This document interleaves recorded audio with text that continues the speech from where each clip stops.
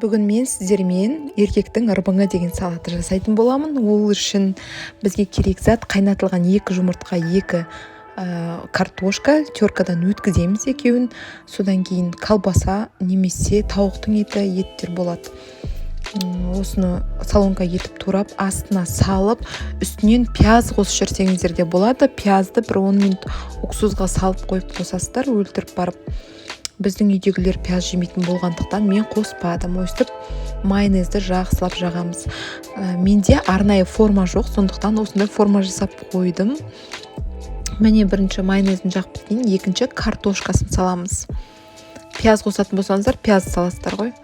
Картошканы жақсылап салып бітіп, үстіне жақсылап майонез жағамыз. Қазір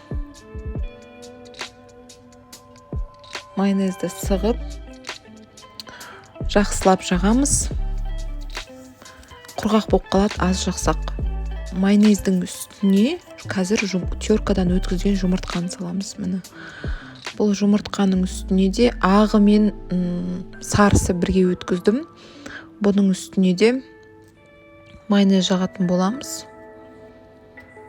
Бұның үстіне сырды қоя саламыз. Болды осымен. Мына жерде менде оформлениеға салат жапырақтары болғанда күшті болып кетер еді.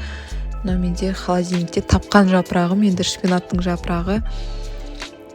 Оны енді әдемі болсын деп ойладым. Бірақ видео түсіріп біткен соң ұнамай қалды. Жапырақсыз қойсаңыздар да болады. Осылай сырды қойып шығамыз. Менің каналыма тіркеле кетіңіздер, әлі де көп салаттардың рецептері, тамақтардың рецептері болады. Көбінесе оңайын жасауға тырысамын. Қол жетімді, оңай үйде бар заттармен. Міне дайын болды. Формамды алдым. Үстіне бар жаңғақты қойдым. Өзі 2 штук жаңғақ қана қалыпты үйде. Соны аршып, еще кішкене қарайған жаңғақтар екен. Осылай оформление жасап қойдым. Жасап көріңіздер. Өте жеңіл.